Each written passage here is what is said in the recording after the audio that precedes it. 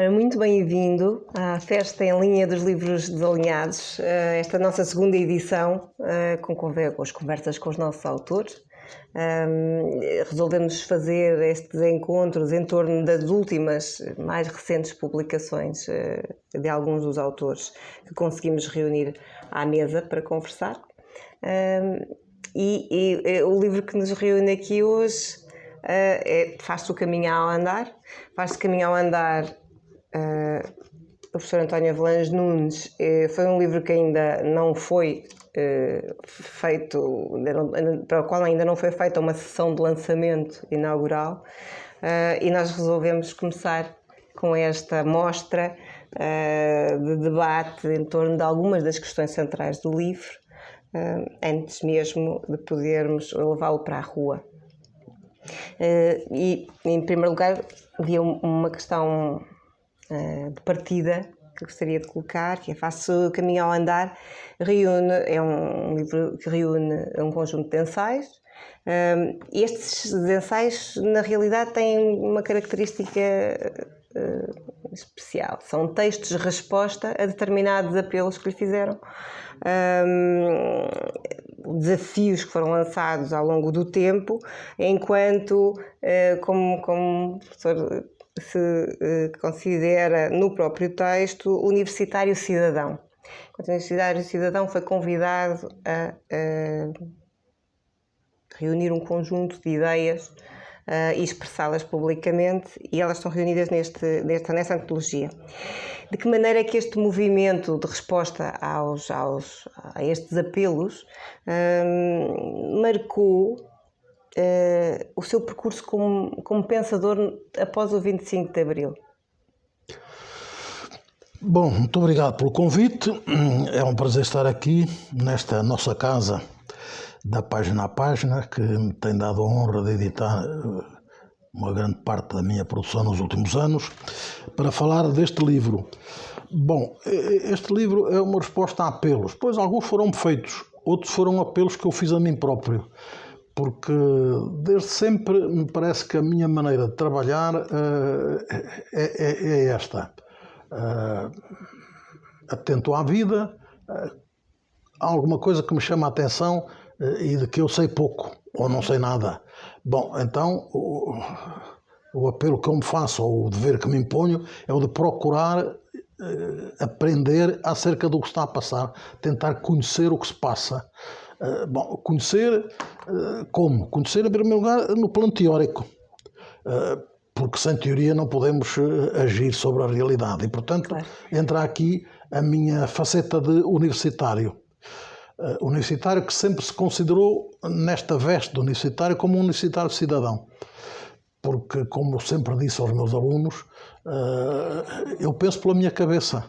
Então não posso transmitir aos meus alunos outras ideias que não sejam as minhas ideias.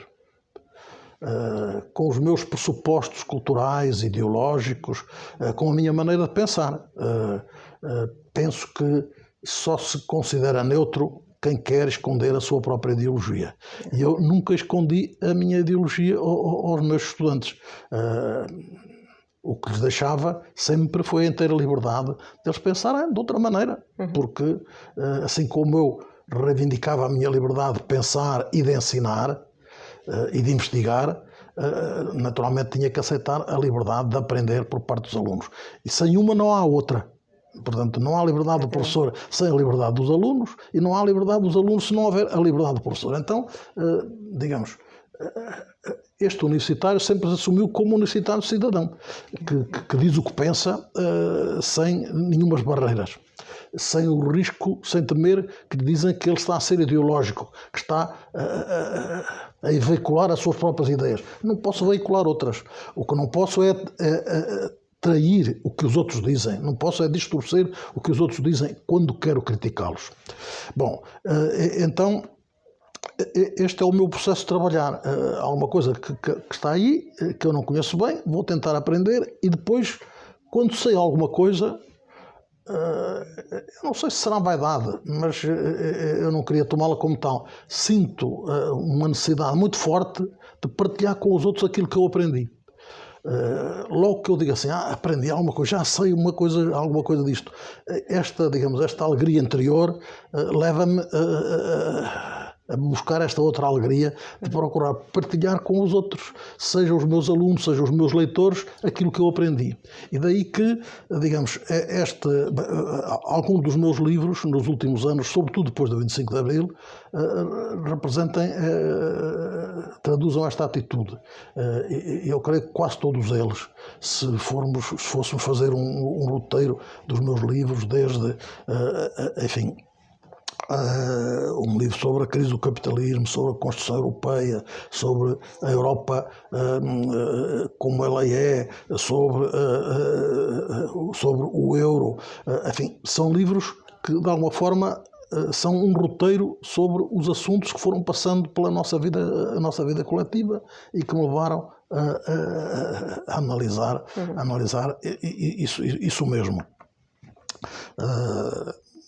São, portanto, fruto desta minha maneira de trabalhar. A realidade. Creio que este livro e o outro, O que é preciso é transformar o mundo, que saiu mais ou menos na mesma altura e que também ficou, enfim, esquecidinho em nome da pandemia, são exatamente um roteiro de temas que foram passando por nós e que foram passando por mim, que eu procurei aprender e que depois fui escrevendo aqui, ali e acolá e que agora reuni para, digamos, ficarem mais juntos os textos que estavam espalhados. Como dizia, e muito bem, esta é uma obra, juntamente com Preciso Transformar o Mundo, que se integra num conjunto de obras onde, efetivamente, o pensamento em torno da ciência económica, da União Europeia, de todos os projetos da nossa realidade,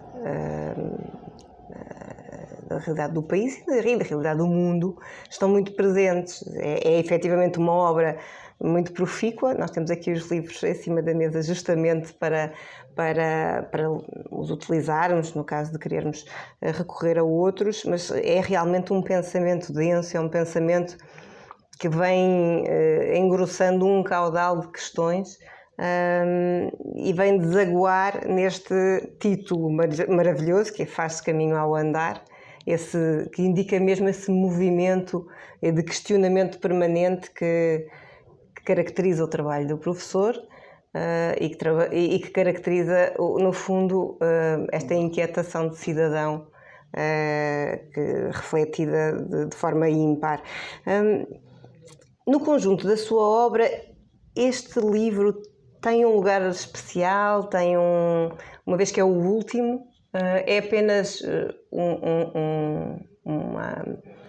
um passo em frente, ou acaba por ser um livro resumo de algumas questões, recupera algumas ideias? Bom, não é o último, é o último aqui na página a página, mas há cerca de um mês saiu um livro meu de homenagem ao General Vasconcelos, neste ano em que ele comemora o centenário do seu nascimento. Mas, bom, esse é um outro livro, embora tenha alguns livros de estudo, é um livro mais de intervenção cívica e, fundamentalmente, um livro de homenagem e de gratidão para com essa grande figura da vida portuguesa, do Portugal de Abril. Bom, este livro surge de alguma forma na sequência de outros, que já são alguns, de quem chega a uma certa idade e começa a fazer como uma espécie de balanço. O que é que eu andei para aí a fazer nestes anos todos? Bom, para além, digamos, do balanço que representa digamos, o acompanhar desses vários livros que eu há pouco referi, de resposta às questões que iam surgindo. E, claro, esta atitude minha pessoal, intelectual, de responsabilidade, de intervir para compreender, para melhor ajudar a transformar o mundo, tem tido algumas consequências. Há anos que ando para fazer uma nova edição, digamos, em livro, de um velho livro meu, Sistemas Económicos, que fez o seu tempo, que fez a sua história, já em 1968. Bom, espero que não vá para o outro mundo sem concluir este desejo de voltar a fazer uma outra edição deste livro. Mas a verdade é que a publicação destes me foi adiando, este outro lá continua, de vez em quando lá regresso, mas ainda está à espera. Este é um livro de balanço, como de resto já é de balanço um outro livro que está por aqui, da Revolução de Abril à Contra-Revolução Monetarista, e é de balanço também o outro, Faz-se Caminho ao Andar, e são de balanço 3 livros que também de antologia que entretanto saíram no Brasil, reunindo colaborações minhas dispersas por várias revistas brasileiras e em conferências, palestras, enfim, que me pareceu era importante exatamente reunir para ver o que é que andei a fazer neste ano. Portanto, este é um livro de balanço, é um livro de balanço que me agradou fazer. Tive a agradável surpresa de me dar conta de que eu tinha escrito algumas coisas que até talvez valesse a pena ler e tinha estado atento, digamos, ao mundo que nos cerca, que não tinha estado a dormir inteiramente. Isso deu-me alguma satisfação pessoal. Há uma dimensão neste livro, para além dessa, de acompanhar a atualidade, os acontecimentos, que é o facto de se juntar àquilo que referiu ainda há pouco, de ser também um livro-homenagem. Porque reúne também alguns textos que são textos de homenagem e confraternização com amigos, como na introdução refere. Homenagear a luta destes homens e o sentido que esta luta dá à vida faz sentido nos dias de hoje. Houve também essa necessidade de chamar essa homenagem. Enfim, eu não sei se faz sentido para toda a gente. Para mim faz muito sentido porque os amigos fazem parte da minha vida. E tenho a noção de que devo muito aos meus amigos. Devo muito aos meus amigos. Amigos diferentes, nem todos pensam o mesmo que eu, mas são amigos, são meus amigos, são pessoas com quem eu me dou bem, com quem gosto de conversar, exigindo-lhes apenas aquilo que eu exijo aos meus amigos e com que procuro nunca faltar a lealdade. Bom, e então reuni aqui exatamente intervenções sobre amigos meus, desde o Dr. Jorge Sampaio até o Dr. Salgado Zanha, que, enfim, são de uma outra família política que não a minha, mas com os quais me dou bem, no caso de Jorge Sampaio, desde os anos 60, das lutas associativas em que nos encontramos, até o Dr. Salgado Zanha, com quem fiz o estágio para a advocacia aqui em Lisboa, sabendo que ele era íntimo amigo e tinha sido camarada do partido do meu primo, irmão, camarada e referência moral, o Mário Canutilho. Eram os 2 militantes do partido quando estudantes em Coimbra, foram os 2 presos, ficaram amigos para o resto da vida, e quando eu vim para Lisboa cumprir o serviço militar, fiz o estágio para a advocacia no escritório do Dr. Salgado Zanha, onde conheci um outro militante comunista que era lá o chefe do escritório, depois de ter saído da prisão onde esteve preso com o Salgado Zanha, o Zé António Pombinho, e onde conheci o Manuel Guedes, depois de sair da cadeia, 13 anos depois de prisão, porque o advogado dele era o Dr. Luís Saias, que tinha escritório junto com o Dr. Salgado Zanha. Bom, aqui há uns anos deram o nome dele a uma rua de Coimbra e a viúva convidou-me para eu usar da palavra. E daí esta intervenção sobre o Dr. Salgado Zanha, que me agradou muito fazer. O Jorge Sampaio é a apresentação do primeiro volume da biografia dele, que ele me pediu para eu fazer em Coimbra. Um outro amigo,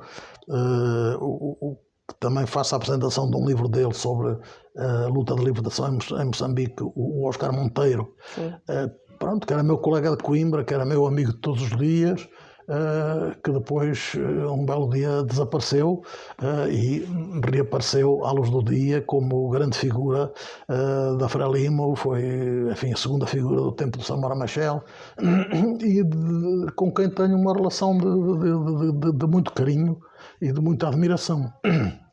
Então, ele publicou esse livro e pediu-me que eu fizesse a apresentação dele em Coimbra, e é também o texto da apresentação desse livro, recordando os nossos tempos de Coimbra, que estão. Os outros são amigos mais próximos de mim, que são referências minhas, que fazem parte da minha vida: o Alberto Vilaça, o Manuel Lousa Henriques, o Zé Lopes de Almeida. O Zé Lopes de Almeida, que era o meu ídolo, porque foi o presidente eleito da Direção-Geral da Associação Académica de Coimbra no ano em que eu fui diretor da Via Latina.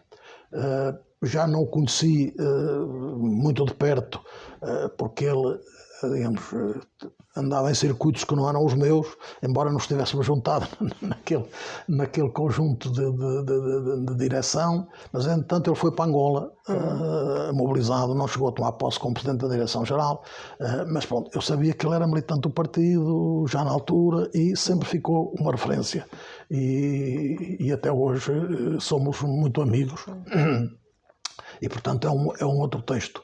O Manuel Lousa Henriques, bom, é meu amigo, foi meu amigo até à morte, durante dezenas de anos, e realmente era uma pessoa cheia de encanto, e era um homem de uma cultura espantosa e de uma coerência e militância enormes, tal como o Alberto Vilaça, que eu conheci, enfim, desde os tempos de estudantes. Depois conheci mais na redação da Vértice, de que ele já não era membro efetivo, mas onde aparecia de vez em quando, umas vezes por iniciativa dele, outras vezes convidado por nós, e que conheci depois em várias atividades políticas, e que considero um quadro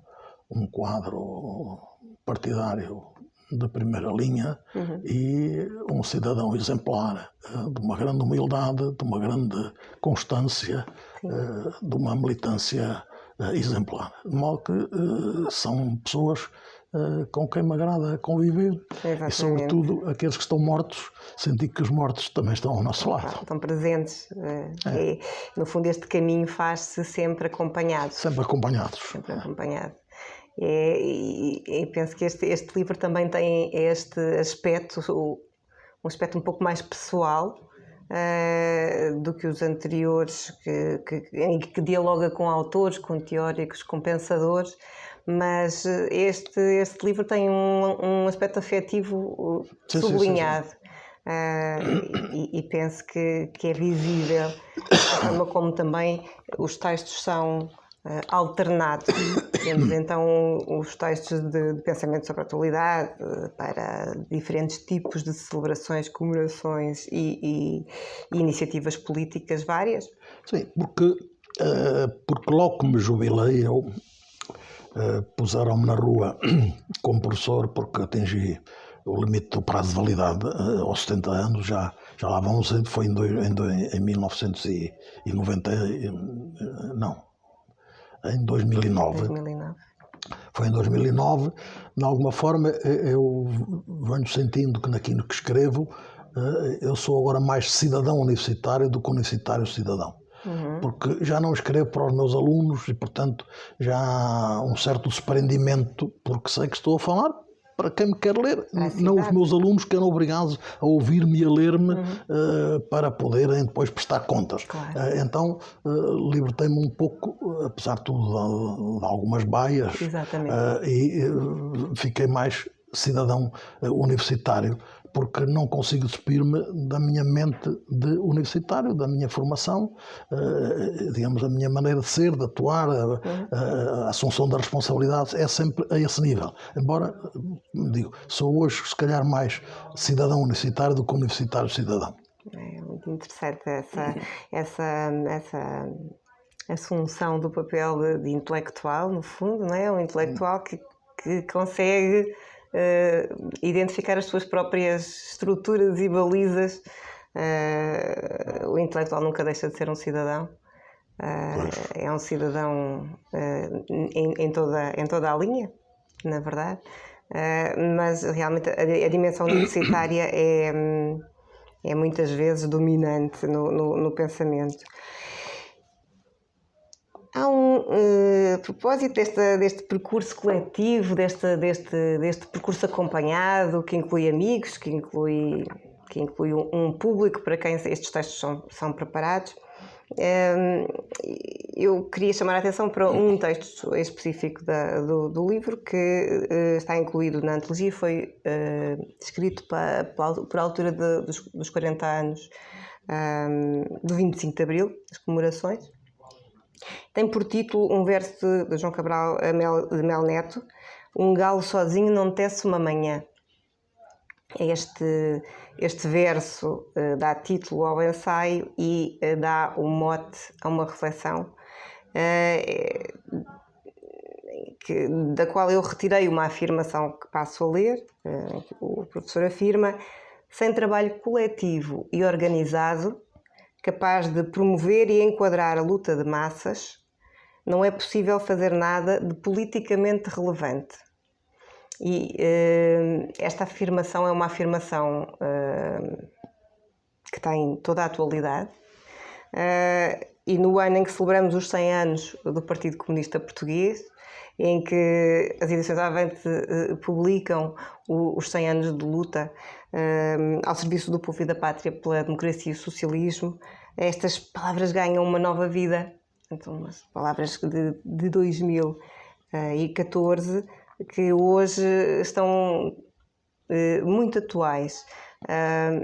Há um intertexto muito grande entre, no fundo, o livro dos 100 anos, que reúne uma caminhada de 100 anos, e faz-se o caminho a andar com a caminhada de um intelectual cidadão e universitário num Portugal no século XXI. Gostaria de comentar este intertexto entre estas duas obras, que são duas obras que fazem um balanço extraordinariamente útil, extraordinariamente importante e urgente para o presente. Pois, bom, esse trecho que refere, que outros aí, vem também num dos prefácios de um destes livros, salvo erro, em que, fruto de uma técnica que recorro com alguma frequência, sabendo as limitações da minha prosa, recorro aos poetas, porque os poetas às vezes dizem numa palavra o que não se encontra numa biblioteca inteira. E então, salvo erro nessa intervenção, eu fui ao Manuel Bandeira para dizer que realmente um dia devemos chegar a Passárgada. Exatamente. Porque, meus amigos, em Passárgada tem tudo, é outra civilização. E eu dizia, pois, nós estamos a caminho de Passárgada, porque em Passárgada tem tudo, é outra civilização. E nós precisamos é de chegar a outra civilização. E depois pegava no João Cabral e dizia, bom, mas um galo só não pode substituir a capoeira. O verso não é este. E eu dizia, parafraseando um velho apelo, eu digo, galos todo mundo univos. E faço este comentário. Pronto, porque passam por aqui estes meus amigos. Agora, eu e eles, todos, de certeza, sabem muito bem que não é cada um de nós que faz a história. Quem faz a história é uma entidade coletiva. O herói da história é um herói coletivo. São os povos de todo o mundo. E este livro, Os 100 Anos de Luta, é um livro indispensável para quem queira conhecer a história portuguesa destes 100 anos que leva de vida o Partido Comunista Português, porque narra a história coletiva do povo português. Bom, não há nada de comum entre esta minha passagem e o que está aqui. É claro que todos sabemos que as instituições e a história também vivem do contributo pessoal, individual, de pessoas. E aqui, neste livro, 100 anos do Partido, aparecem muitas pessoas que, pela sua capacidade intelectual, pela sua generosidade, pela sua entrega, pela sua consciência da classe, pela sua coragem, pelo sentido da responsabilidade, têm direito a um lugar na história. Embora todos eles soubessem que eram um grão de areia na praia ou uma gota de água no oceano. no grande coletivo que eles quiseram animar e em que se quiseram integrar. Temos que guardar estas distâncias. Claro que o que é preciso é transformar o mundo, é o título do outro livro. Bom, retomo o velho apelo de Marx aos filósofos, como ele dizia. Os filósofos até agora têm-se preocupado em compreender o mundo. Agora a tarefa que se coloca é transformá-lo. Modestamente, sempre levei muito a sério esta injunção de Marx. E por isso, quando tenho algumas dúvidas sobre o que se passa, procuro compreender, procuro fazer a teoria. Porque sem teoria revolucionária não há prática revolucionária. Não. Bom, então, sempre procurei cumprir este papel que sinto ser o meu dever de cidadão, o meu dever de universitário, o meu dever de intelectual. Sobretudo num tempo em que todos temos a consciência de que a luta ideológica é um dos palcos fundamentais da luta de classes.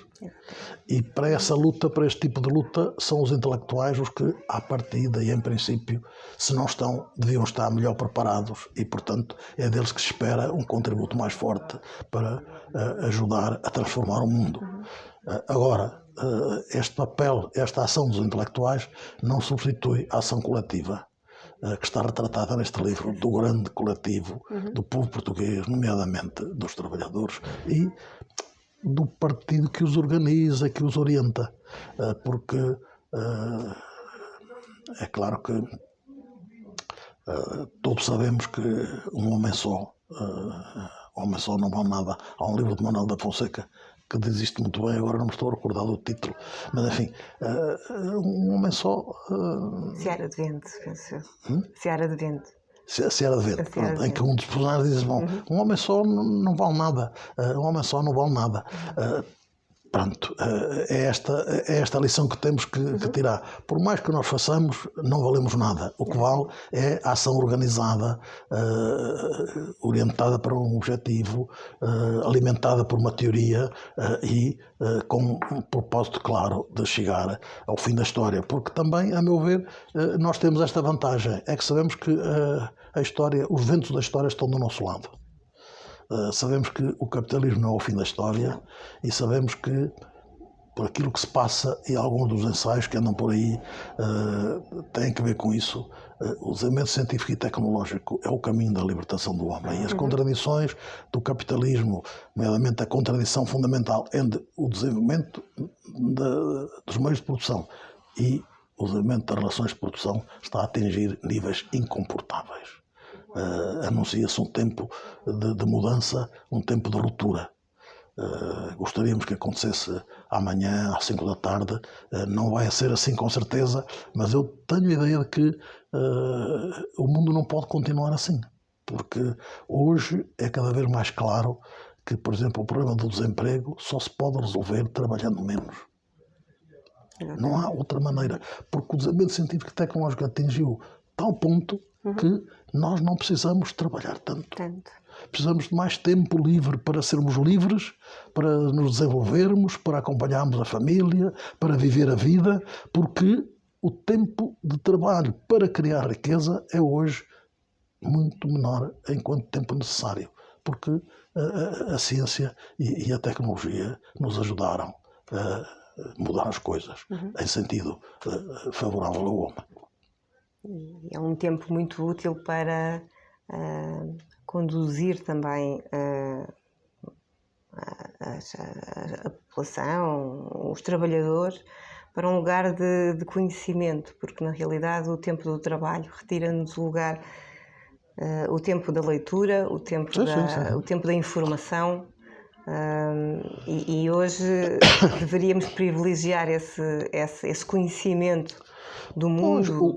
O que é grave é que, por exemplo, reuniu-se aqui a famosa Cimeira Social do Porto, que em vez de ser, eles fizeram todos a gala de que era a Cimeira do Futuro, como a Cimeira Histórica. Bom, é uma Cimeira do passado, não trouxe nada de novo. Diz que vai combater o desemprego, mas promete continuar a deixar 12%, em 2030, 12% dos trabalhadores desempregados. Bom, para quê? Para manter o Exército Industrial de Reserva? porque não há uma política de pleno emprego, não se fala disso. Portanto, falam agora que do regresso a Keynes, mas é um regresso assim a meio Keynes, um regresso com medo de Keynes, apesar de tudo. Keynes, que nunca sequer foi trabalhista, sempre foi um homem liberal. Bom, e por outro lado, não fala, nem sequer aborda esta ideia de que é preciso rever muita coisa, a começar pelo tempo de trabalho. O tempo de trabalho sempre foi uma questão central na ideologia proletária e nas lutas dos trabalhadores, desde a Revolução Industrial.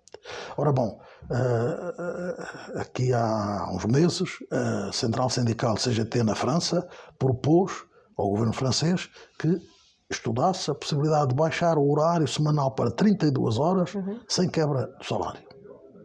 Porque isso era exigido pelo desenvolvimento científico e tecnológico e para proporcionar melhores condições de vida aos trabalhadores e às suas famílias, para que a vida profissional pudesse ser conciliável com uma vida familiar enriquecedora e semeadora de futuro. O governo de Espanha, pouco tempo depois, anunciou que em determinados setores da atividade económica e a título experimental iria ensaiar um horário de 30 horas de trabalho semanal sem quebra de salário. Ora bom, alguém está a dar-se conta de que é preciso mudar neste sentido. Esta Cimeira do Porto nem sequer falou disso. Não acompanhou estes passos em direção ao futuro. A Europa, estas duas manifestações de alerta sucederam na Europa. A Europa institucional, a Europa enquanto tal, continua fiel aos dogmas neoliberais, ao consenso de Washington. A Igreja de Bruxelas não acompanha a vida dos seus paroquianos. Professor, tenho de agradecer muito o contributo que nos têm dado e que vai continuar com certeza a dar, para que nós continuemos a dar passos em direção ao futuro, cada vez mais confiantes de que de facto não estamos sós. Da nossa parte, só esperamos que na próxima edição da Festa em Linha dos Livros Desalinhados nos voltemos a encontrar. Muito obrigada. Muito obrigado eu.